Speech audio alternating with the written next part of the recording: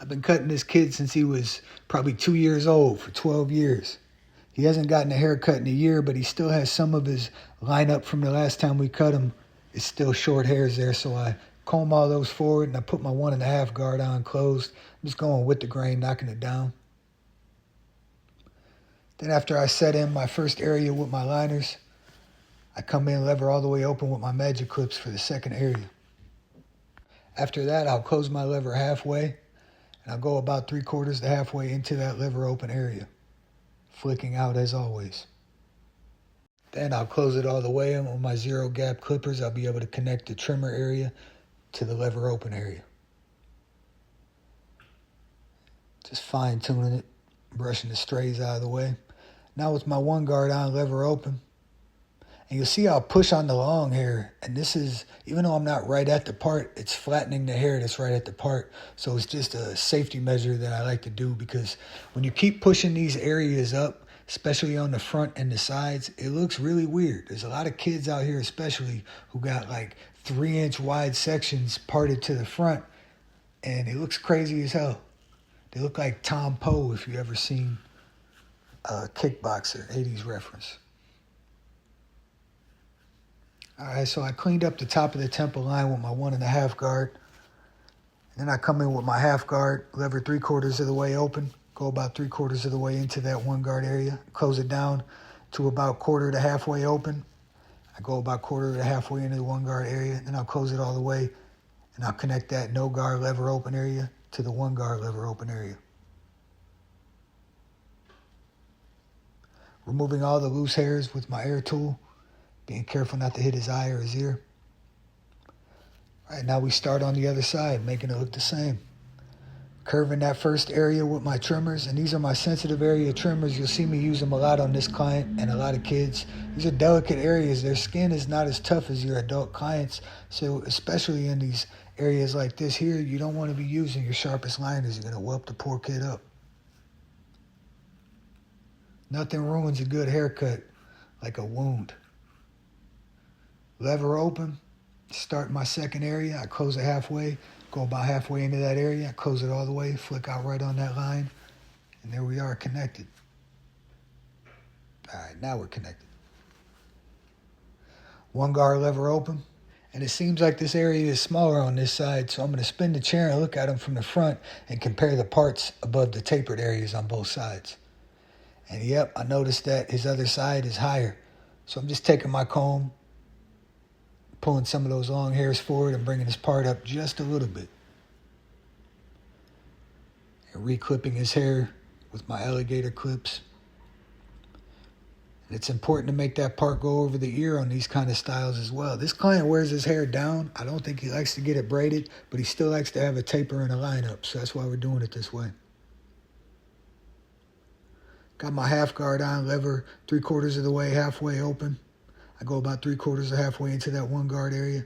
I close the lever down to in between the halfway and the 1/4 mark open on the lever. I go about 1/4 or halfway into that 1 guard area. Then I close it all the way, completely connect the 2 areas.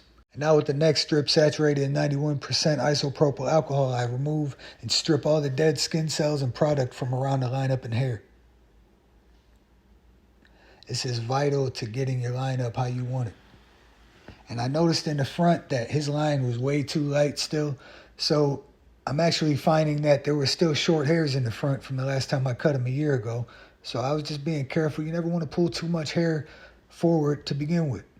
You can't ever put it back, but you can always go back and move the part back and give you more hair pulled forward. So after I cut down all that hair that I corrected, I'm going to spray this whole perimeter with a holding spray and then brush that holding spray into his hair and be sure to follow the natural growth pattern. And after I finished up with the holding spray, I'm going to bounce around a little bit and allow it to dry out. And I seen on this side that I did not part it enough. There's not enough hair pulled out to produce a line up over the ear, and that's something that we just can't do. You got to have an equal, sharp line up all the way around. Removing all the loose hairs, but then I seen that there was some strays popping up, so I used the short teeth side of my razor comb to remove them. Now, this is how I measure for my lineups. I check out the side that I think is the furthest back, and I see where can I get the line that's the furthest out at. And you have to stay within the perimeter for these kids that got small foreheads. You want the angled temple line to intersect anywhere from the middle of the eyebrow to the end of the eyebrow. And you want to keep it full as possible, so aim for that middle of the eyebrow.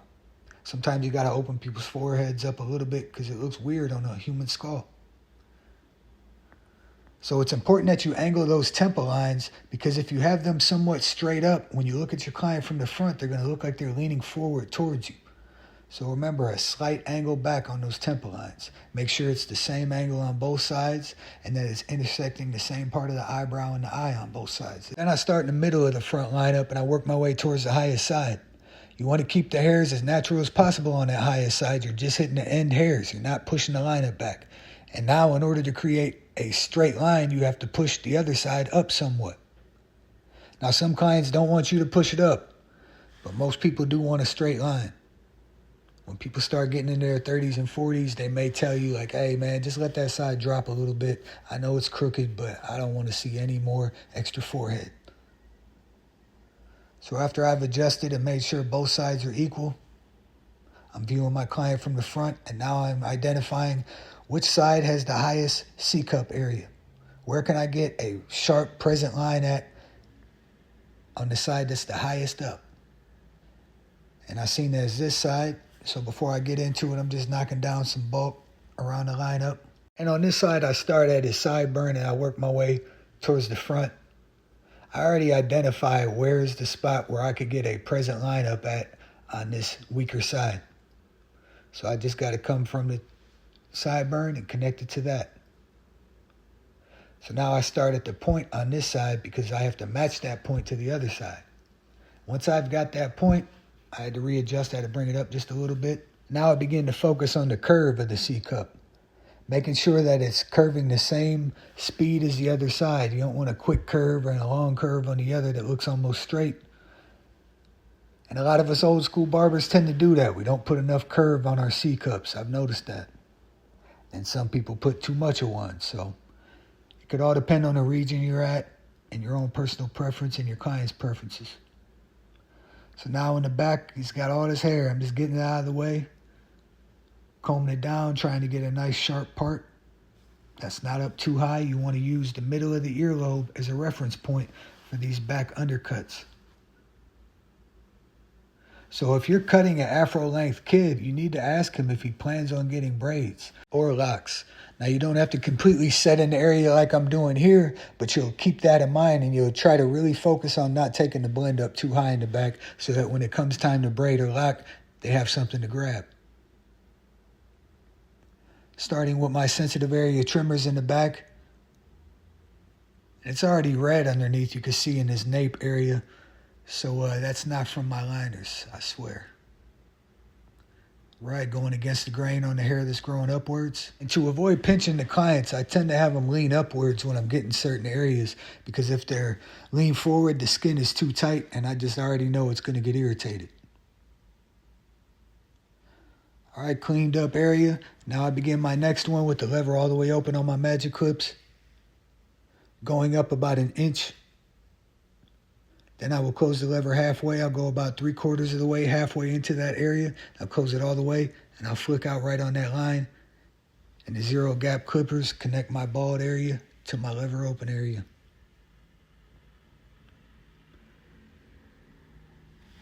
All right, a little bit of lever play, just making sure that that's completely blended together before I put on my 1-guard lever open.